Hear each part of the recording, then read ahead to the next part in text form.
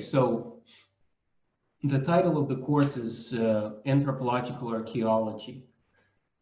So what we'll need to do is define both of those terms. We'll need to define archaeology and we'll need to define anthropology, because this title may be kind of confusing for some of you. You know, why are there two titles in the name of this discipline? You know, anthropology is an academic discipline, archaeology is an academic discipline. Why are there two of them combined? So first, let's talk about the definition of archaeology.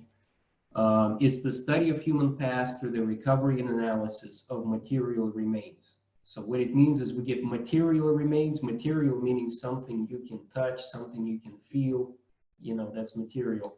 And so through looking at these remains, through analyzing them, we try to reconstruct human past, different aspects of human past. So that's one definition of anthropology. Is pretty uniform all across the world. If you go to, you know, any country, if you go to Russia, to Germany, to the United States, that will be the definition of archaeology. There's no problem with this definition. But if you go to the United States in particular, there's another definition of archaeology. So for example, you see a quote there on the slide by Philip Phillips, and you see his picture there in the corner. His definition is archaeology is anthropology or it is nothing. So that's kind of different. And the expanded version of that definition is without the emphasis of anthropology, archaeology is merely a method for collecting buried information to feed other disciplines. So here, you know, I mentioned it yesterday, there are two parts of archaeology. One is the methodological part, how we actually excavate, how we actually analyze the bones, the ceramics, how we clean them, draw them, and all that kind of technical stuff. And the other part is interpretation. What theories do we apply to create history, to create these stories that you read in your textbooks? You know, for example, if you watch the History Channel or some kind of documentaries, you see actual stories. So how do we write those stories? Do we just make them up? You know, how do we make that jump, that leap from actual material remains, from ceramic shards or from bones, and into those grand narratives, into these stories? So this is what Philip Phillips is talking about. To do that, we need to use anthropology. So we use anthropological theory to interpret material remains. And that's not done everywhere. That's not done in Russia. That's not done in Germany. That's mostly done in the Anglo-American realm, okay, in countries like Great Britain, the United States, you know, and a few other countries. So let's talk about what anthropology is, what kind of theories do we apply to these material remains, and how that's different in between different countries. So when you say the word anthropology in Russia, for example, when you say I'm an anthropologist in Russia, people will most likely think that you work with bones.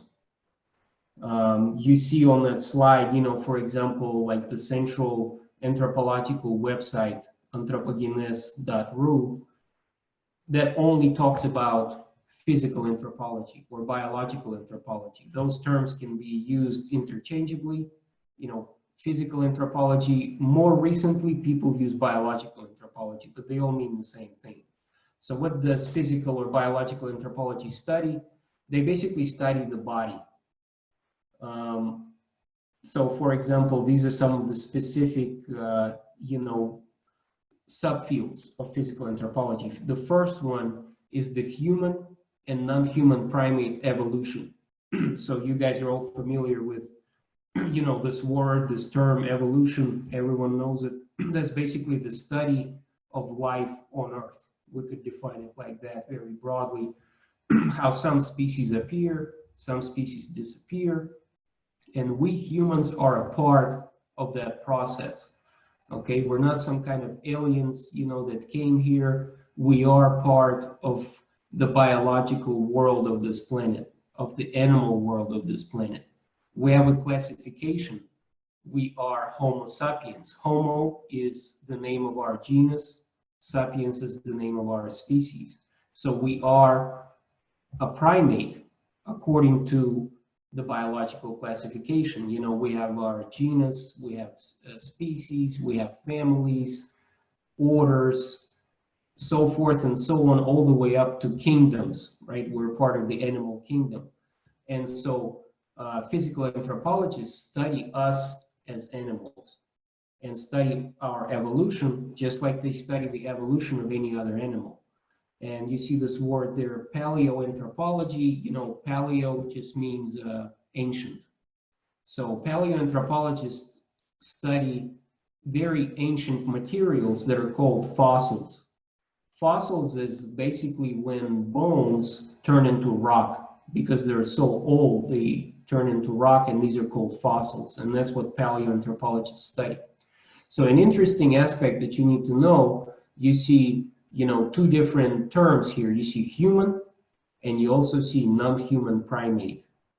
So anthropology is supposed to be the study of humans because, you know, from Greek, anthro is human, ology is the study, you know, you have biology, sociology, right? That ending there is shared among all those disciplines. So we study humans, why all of a sudden physical anthropologists study primates? Why do they study non-human primate evolution?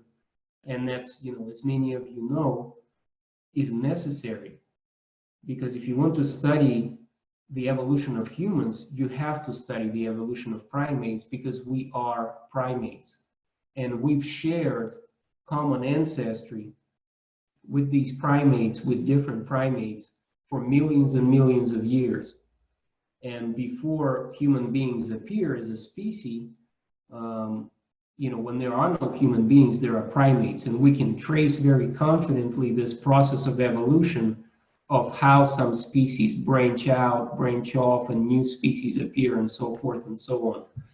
And actually, a subfield of physical anthropology is primatology. So these scientists, they only study primates, and not only ancient primates, but modern primates, living primates, like chimpanzees, gorillas. They study their behavior, again, to gain some insight into our evolution, into the behavior of our very early ancestors. When you look at our very early ancestors, sometimes it's very difficult to tell apart, is this a human or is this a non-human primate? In terms of physical structure, in terms of bone structure, in terms of behavior, in terms of their eating patterns, that line is blurred. It's very blurry when you go back in time. So to study human evolution effectively, you need to study primate evolution. Another field that physical anthropologists are involved in is genetics.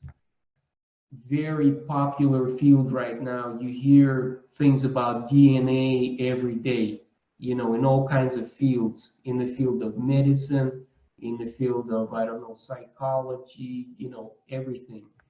We are just beginning to discover how much heredity, right, something you inherit from your ancestors, how much that matters in terms of all kinds of aspects of your life, in terms of your behavior, in terms of diseases that you inherit or don't inherit, or, you know, you may have predisposition for things like cancer, diabetes. I mean, people are finding out a lot of that stuff is genetic, something that we didn't know before. So this is a very popular, very kind of applied, relevant field right now, and that's also part of physical anthropology. Anthropologists also study adaptation and variability. So adaptation is the way that different species adapt to their environment, the way that species survive and reproduce in a given environment. That's common for all organisms on planet Earth. And humans are a part of that kind of process too. You know, in the corner of the slide, you know, you see two individuals there. You see like a taller individual, typical of sub-Saharan Africa, and you see an individual, an Eskimo, right, typical of the Arctic Circle and those northern regions. And these individuals are very different. If you take an average Eskimo, if you take an average sub-Saharan African, their bodies, their skin color, the shape of their nose, their hair, and all kinds of other things, their body proportions, they're very different. That's an adaptation because these individuals evolved in certain environments. The natural selection selected for certain features, and there was negative selection for certain other features. So you're not going to find a guy like this in the Arctic Circle, and you won't find a person like this in sub-Saharan Africa. Of course, I'm talking about prior to, the modern era when people can fly a plane and there's a great mixture of people. We're talking about, traditional kind of, traditional representatives of that region. These are adaptations to a cold climate, adaptation to the sun, adaptation to all kinds of other things, adaptation to the diet even, right? Like Eskimo individuals, they can eat things that sub-Saharan Africans could never eat, just their digestive system will not be able to handle it. Because if, a sub-Saharan African person ate certain meals that an Eskimo eats on a daily basis, they would just die. And that's genetic. Their digestive system is just designed differently. For example, people that live high up in the mountains, like in the Andes, their chests are designed differently to extract more oxygen out of that thin, high altitude air. So a lot of that stuff is genetic, and physical anthropologists study these kind of adaptations and variability because, there are different kinds of environments on planet Earth, so the adaptations need to be different to accommodate those environments. Physical anthropologists also study human growth and development. So our physical development is sort of like a rock, people compare it to a rock that you throw up and it either goes up or goes down, and it hangs there for a brief second, but you either grow or you deteriorate, is what I'm trying to say. Okay, there's nothing in between. There is no stasis. So most of you guys probably still grow. I've been in a deterioration state for a number of years. Okay, and that point where you just hang, in the stasis is at about 25 years old. So up until 25 years old, you grow. Your body grows, it develops. After 25 years old, you start to deteriorate very slowly up until the moment of your death. And physical anthropologists study this process, how it changes through time, how it compares to the process of aging of other animals, for example, primates that mature earlier. Do we as humans have certain stages in our growth and development that other animals don't have? Physical anthropologists study these kind of processes. Moving on from physical anthropology, if you say I'm an anthropologist in Russia, increasingly so, some people may think you're a cultural anthropologist. You guys being in SAS, in sort of a Western kind of education system, you all know, what cultural anthropology is. But that's a fairly recent thing for Russia, and not a lot of universities have a cultural anthropology major, right? This kind of discipline is very new to this region, but people still recognize, that there are cultural anthropologists. And on your slide there, you see a few universities that actually offer and have been offering quite early on majors in cultural anthropology. So what is cultural anthropology? It's basically a discipline that studies culture. And some of you, Tatiana, I believe you said, you were exposed to this in Jay Silverstein's course. Maybe some of you have taken his course, which was basically like an introduction to anthropology. And there you guys probably talked a lot about culture. But culture can be defined, it's a very broad term. It's very difficult to define. What is culture? Culture is like everything. Okay, culture is, we can define it as traditions and customs transmitted through learning. So kind of learning is the key word here, and that's why some people argue that culture is uniquely human, because they say, you know, animals don't have culture. Animals just have instincts. Um, Animals come pre-programmed, okay? They come hardwired to behave a certain way. They already know everything. They know how to get food. Their language system is pre-programmed. They just make certain sounds, whether they grow up in a certain environment or not. That system of sound will be the same. But humans, depending on what culture you grow up in, you'll grow up completely different. And if you grow up in no culture, you won't have any culture at all, right? You will basically be an animal. Um, and this range of cultures is very wide across planet Earth. For example, when we're talking about kinship, kinship is родство in Russian, right? Like your relatives. That's very different. So, for example, there are a bunch of cultures who don't have fathers in the way that we understand fatherhood, right? For example, in parts of Africa, in the Trobriand Islands, in the Pacific Ocean, all children grow up with no fathers, and that's normal because the role of the father is played by your mother's brother. So basically, when you grow up, your uncle, your mother's brother, fulfills the role of what we in the Western culture would call a father. You know, that person loves you, talks to you, teaches you things, watches over you, and stuff like that. And these people have very little relationship. They very rarely know who their father is, and that's okay. And they've been living like that for thousands of years, and they still live like that to this day. So that's very different from the way that we in the Western culture understand, you know, a father and a mother in a normal family. When it comes to marriage, in some societies, it's okay to marry your cousins. And in some societies, you have to marry your cousins.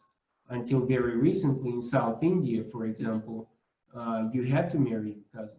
For us, that seems kind of wild and strange, right? Our culture is very different, but that just shows you the range of cultures. And that's not just some weird, isolated, small population. That's millions and millions of people do this. And that's normal to them. And for them, what we're doing is wild. When it comes to health and disease, culture plays a huge role in the understanding and recognizing the disease. So, for example, in certain areas of Nigeria, people don't recognize malaria as a disease. For them, malaria is okay. They don't consider themselves sick.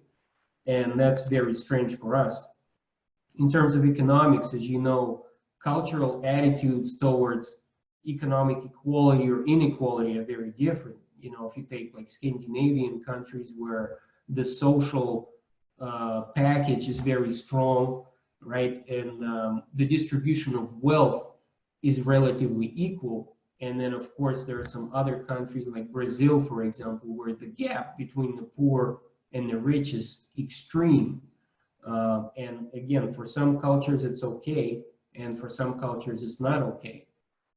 In terms of social inequality, you know, we can think of gender, for example. You know, there are fundamental Muslim countries where access to resources, basic rights are very different between men and women. And that's okay. And these people have been living like that for thousands of years. And any kind of attempts to change that just don't work. They fail. Okay. That's something that's very strange to us in the Western culture. For example, how women are treated in countries like Afghanistan. But for those countries, that's normal. So all of these things that I just described can be described by the word culture. You know, if you ask someone, well, why are, you know, nations and ethnicities so different?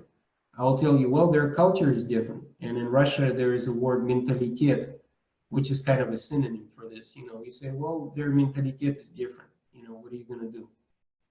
But cultural anthropologists don't stop at that kind of statement. They actually study this complex web scientifically. They try to unpack culture and study it scientifically. A very difficult task, but that's what cultural anthropologists study. They study culture. And in the United States, these anthropologists are not just, theorists that sit in their offices and, theorize. They work in the applied sector. They work at places like hospitals, immigrant refugee camps, prisons, even the army. So, for example, during the invasion of Afghanistan, the United States Army had anthropologists employed to help the cultural exchange between, the Americans and the local Afghani people. In Russia, I think this discipline is just sort of gaining speed right now. So I don't know if you're a cultural anthropologist, whether you can get a job, get a good job in the applied sector. But I think increasingly so, this will happen. Also in business and marketing, cultural anthropologists are being hired because they're the experts of culture. So for example, if I want to sell my hamburgers in Japan, should I package it a certain way? Do they eat pork? What meat do they prefer? If I package my food in a certain way, will they even buy it? Will that be offensive? Should I sell my hamburgers during a certain time of the year and make like a seasonal, hamburger to recognize the festival of the moon or something like that? Only a cultural anthropologist can help you do that. And the smart businesses, the big businesses, they understand that. And companies like McDonald's hire cultural anthropologists, and a whole bunch of other countries too, not countries, but companies, I'm sorry, and use that cultural knowledge to make money. So a very applied kind of thing that cultural anthropologists do nowadays. In general, if we look historically, cultural anthropologists are associated with studying exotic societies. You see these pictures on your slide of societies in Africa, in the islands in the Pacific Ocean, your North American, Native Americans, Indonesia. So in the 18th and the 19th century, anthropologists went to the islands, they went to Africa, they went to these different colonized places, and they studied these strange exotic cultures.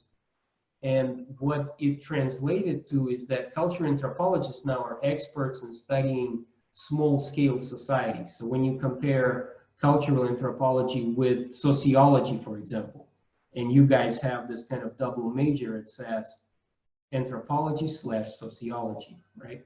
But those two sciences are very different, and you need to recognize that. Sociologists study large-scale societies. They study industrial societies, post-industrial societies. They're not very well equipped to study tribal societies, small-scale societies, but anthropologists are more equipped to do that, to work in small groups, to study pre-industrial societies, traditional societies. And also in the United States, currently the stereotype is that cultural anthropologists are very active politically.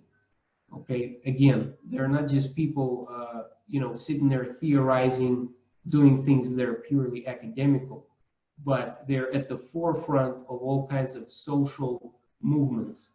Okay, for example, if there is some kind of protest, if there is some kind of struggle for human rights, more than likely cultural anthropologists will be there at the front lines with picket signs. Okay, again, not all of the cultural anthropologists, but that's to give you an idea what cultural anthropology is in the United States.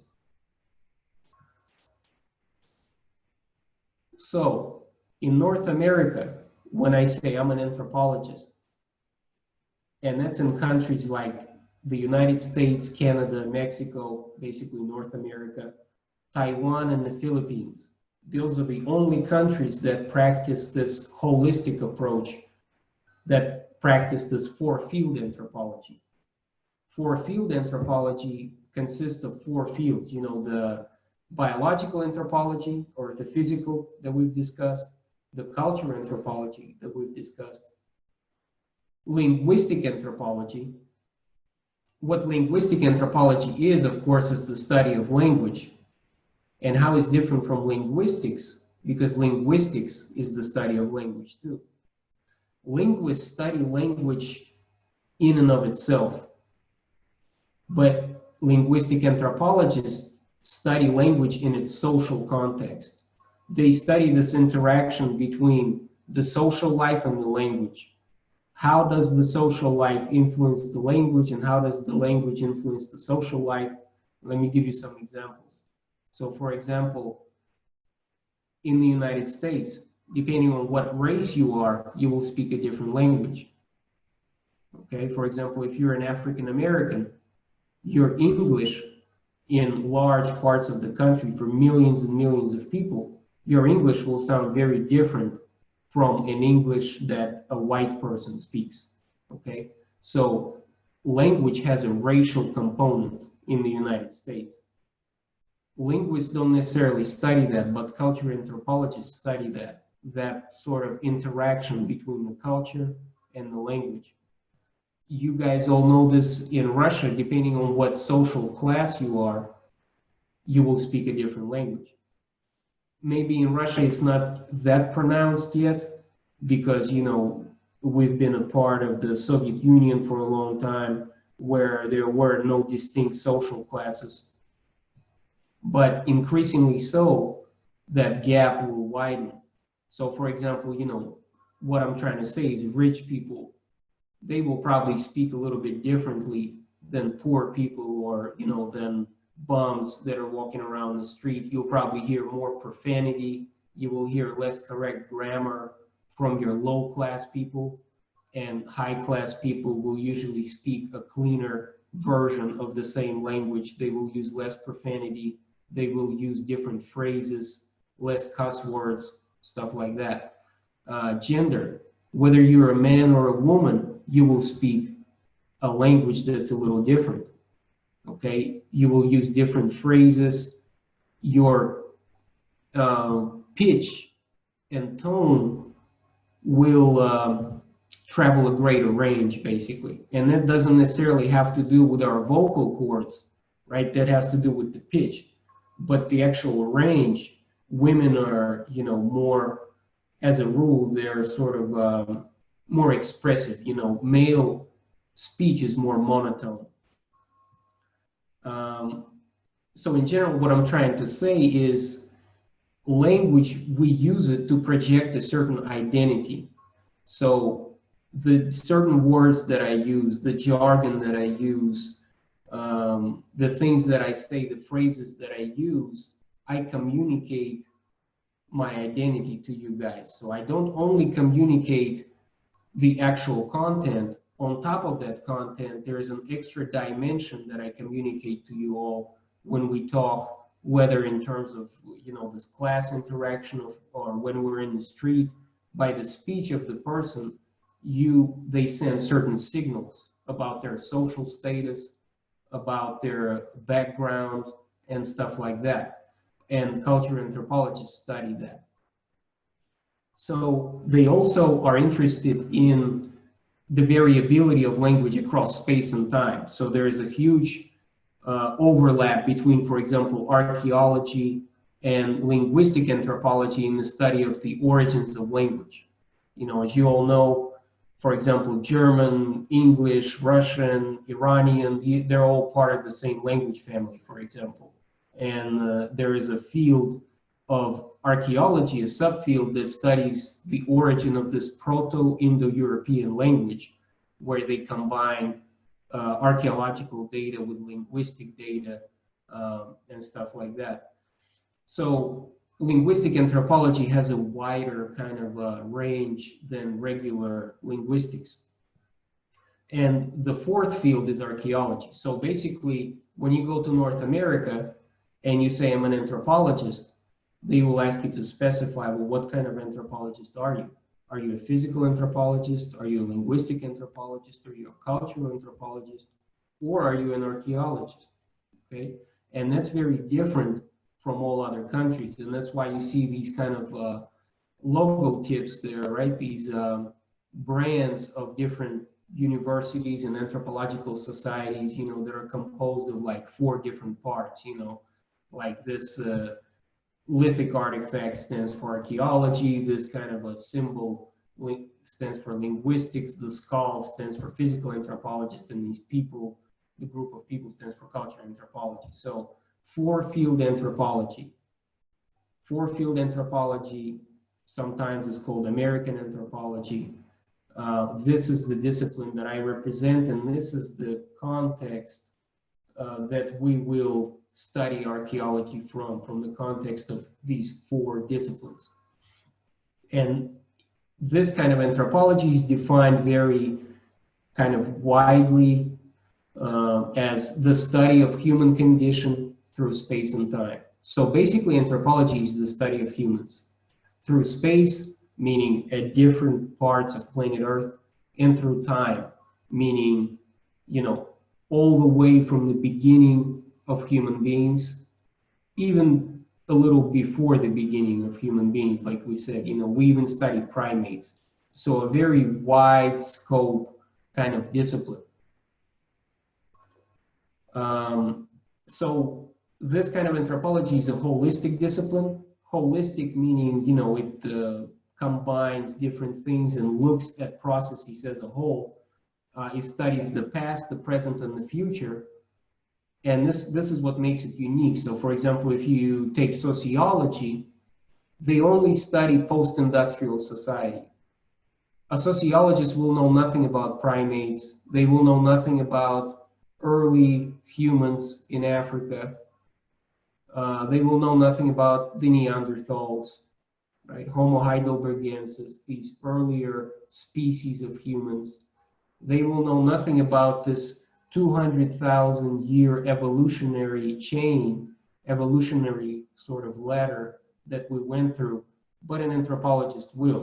And it gives an anthropologist sort of better, a deeper understanding of a lot of issues that have to do with all kinds of things, with health, with our behavior, with our culture and stuff like that. And we study humans as a biocultural phenomenon. Bio stands for biology, culture stands for culture, right? Cultural. Because a lot of disciplines, they try to divorce those two. They either study the body or they study the culture.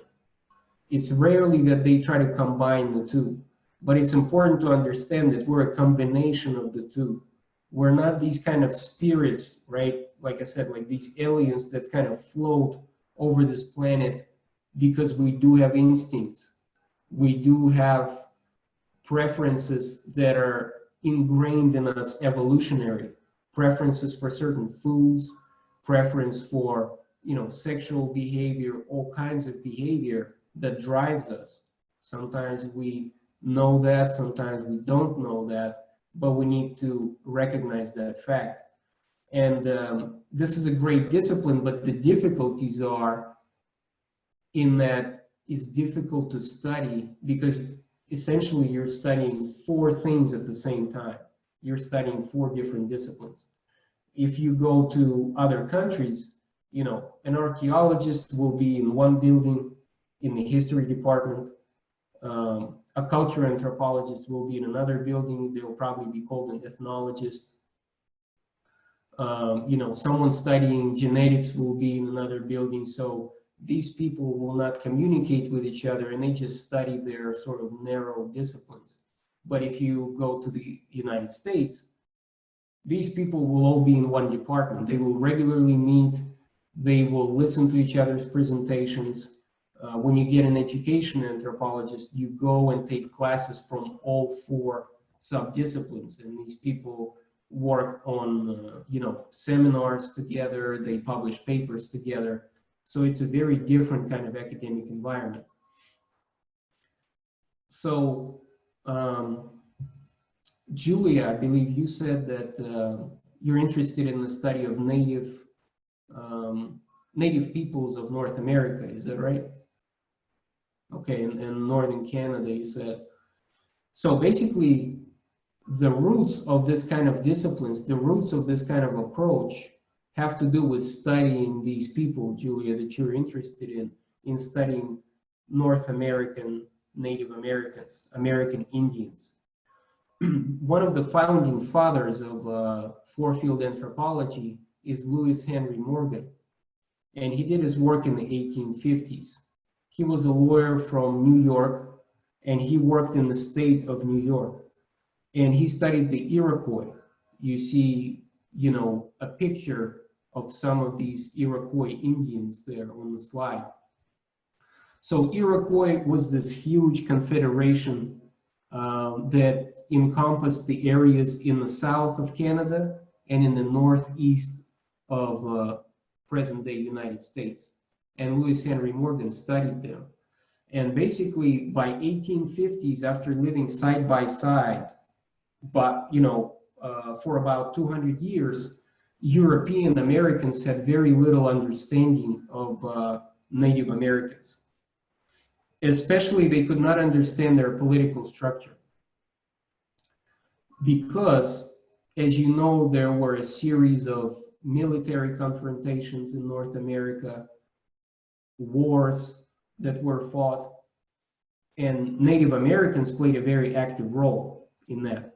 Okay, they participated in wars, sometimes on the side of the United States, sometimes against the United States, between these different colonial powers, because there were the French involved, there was Spanish influence, the British. Okay, it was a big kind of mess going on there at the time. And so European Americans could not understand their political organization because they knew that the Iroquois could put forth a substantial military force. They were a force to be reckoned with. The Europeans had to strike treaties with them, make deals and stuff like that. They couldn't just run over them because they were very powerful. But how were they structured politically? They did not have a king, which is something that the British had and they would understand, and the Spanish had at the time. It was not a republic. They didn't have, a Senate or anything like that. So the Europeans could not understand. And so what they did, they commissioned some people to study the organization of these Native Americans. And Lewis Henry Morgan was one of these people. He was a lawyer. And so he was a very intelligent individual. And he submerged himself into one of the sort of smaller tribes. Iroquois was this confederacy that was huge. It consisted of 5 other, what we call tribes, but they called themselves nations, these Native American nations. And Lewis Henry Morgan studied the Seneca, which was one of the nations of the Iroquois League. It was called the Iroquois League. And what he found out is a very strange thing, that the key to their unity was kinship. Kinship, like I said, is родство, right?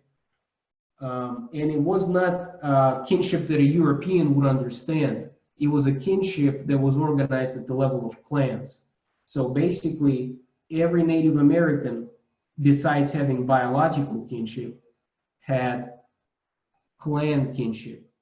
They were divided into 5 clans: the Bear Clan, the Eagle Clan, the Turtle Clan, and so forth. They were named after animals. And basically, when one of these Iroquois individuals, from the state of New York, traveled all the way to Canada into a very unfamiliar village, he would ask, okay, who belongs to the Bear Clan here? And there would be a few people there. And these Bear Clan people would provide them shelter, would provide them food, would treat them like a relative. And each clan had a clan leader. And what was even more surprising to Europeans, that clan leader was a woman. Okay, it was called the clan mother. And a lot of decisions were made by females. And so this was sort of the glue that held these societies together. Because when a clan leader, made a decision or suggested all of the clan members to do something or not to do something, that mattered a lot. And it took a lot for Europeans to understand that. Lewis Henry Morgan was the first, basically, to crack that code. And by that, he, founded the discipline of anthropology. And, at the time, Native Americans were so foreign and so alien to the Europeans. They were so different that they had to take this holistic approach. They had to study their physical appearance, because physically Native Americans look very different from white Europeans. They had to study their history, because they had no clue what happened on that continent before the Europeans came. They, made up all kinds of stories that they were the lost tribe of Israel. They could not, fit them into the existing historical picture that they had. So they had to study their history. They had to, of course, study their language, because their language was very different, very complex. All of these language families that existed in North America. And so this kind of holistic approach was born out of that. When you encounter something, a human culture that is very different, very foreign from you, you need to employ, this kind of approach. And so what I want to do now is show you guys a couple of very short videos of what kind of jobs you can get as an anthropologist in the United States, and basically what anthropologists do outside of academia. And these are just a couple of examples. So give me just 1 second here. And by the way, if there are any questions at any point, please raise your hand.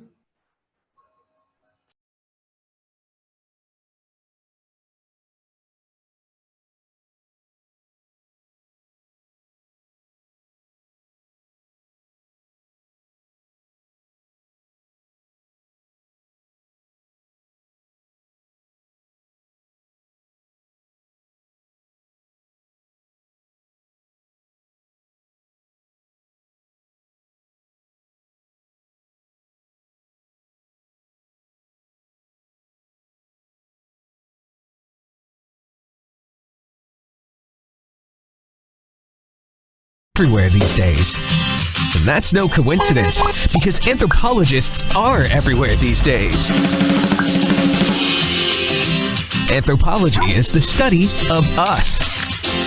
Our clothes, our homes, our bodies, how we talk and how we think. Our past, present, and future. It's all anthropology.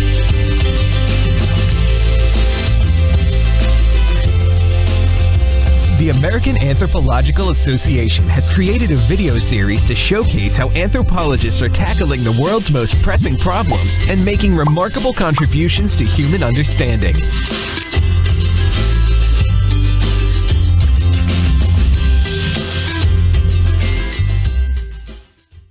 My name is Trisha Wong. I'm a global tech ethnographer. I'm the co-founder of Set and Compass. The way we use technology actually is an expression of our identity. Who I am when I'm in a bar versus at work or when I'm out dancing with my friends is very different. It's the same exact thing when we're using different apps. The way I use Twitter, the way I use Snapchat or Instagram is very different, or Reddit. Human dynamics is actually that we have multiple elastic identities, that we have different selves. And the way I express myself on each app is different.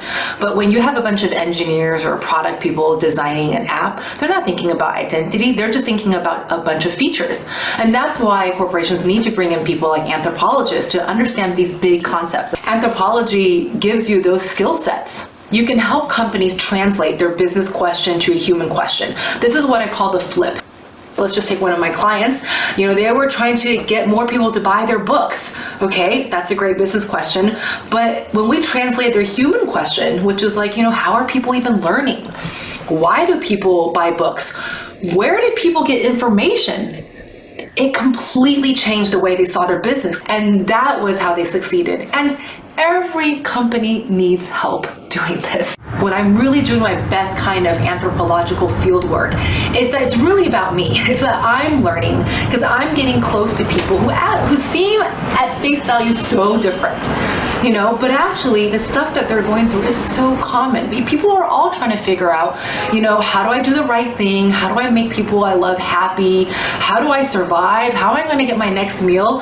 What do I want to be remembered for? These are all things that people are thinking about, from the mundane to the complex. And you start to think, oh, okay, like we're all actually super connected, but we're also dealing with different forms of pressure in different ways. These systems that we grow up in, they're actually quite oppressive. I think they can take the life out of you if you do not have the skill sets to question it and to resist it. And then through that resistance, you find a way to live in a way that actually fulfills your values. That's why we need to have more anthropologists, because we need more anthropologists resisting systems and helping us realize that these systems are based off of our choices and that we do have a choice.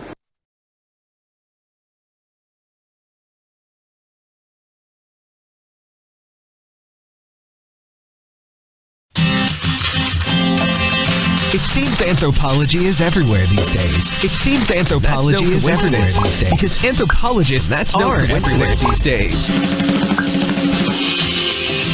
Anthropology.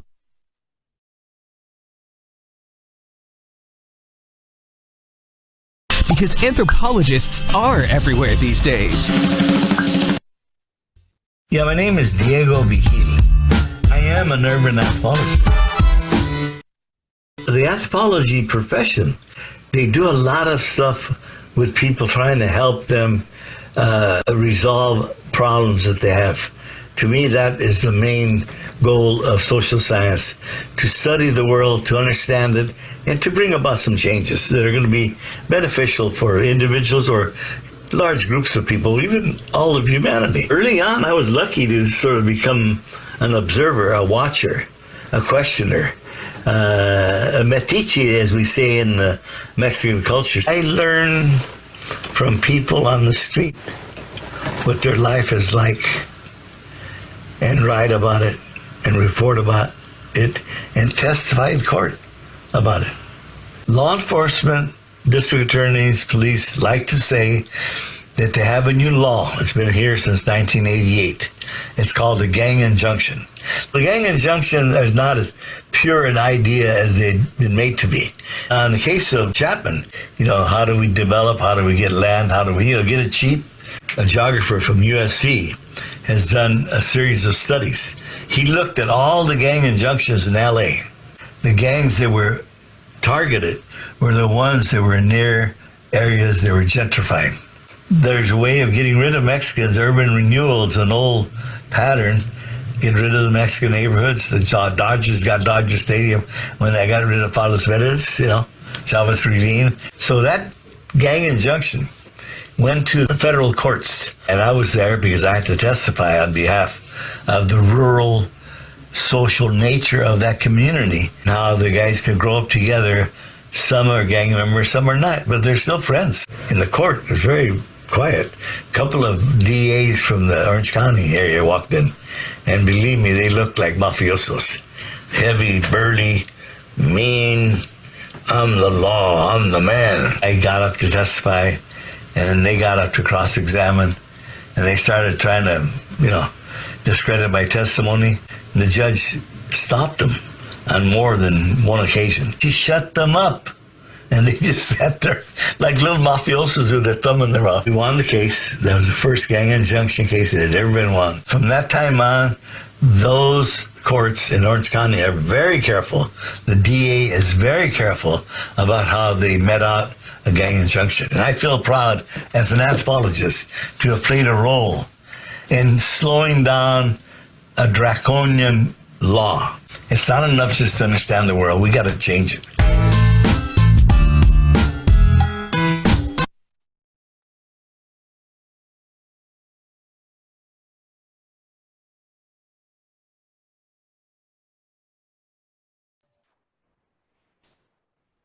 Okay, so this kind of wraps up this lecture part. You guys don't need to memorize all of the details of what I told you just now. This was just an introductory lecture to give you a context, because we'll be mostly talking about archaeology from this point on. But when we do, you guys may see things that are a little different. You'll see an archaeology that's different maybe from the archaeology that you were used to. I don't know if you were exposed to archaeology maybe at, Humane State University, or, in your high school class or something like that in Russia. So that's why I wanted to show you this context, to let you know that this archaeology that we will study is a little different. It is anthropological archaeology, not historical archaeology, which is, what the type of archaeology that's taught in Russia is called.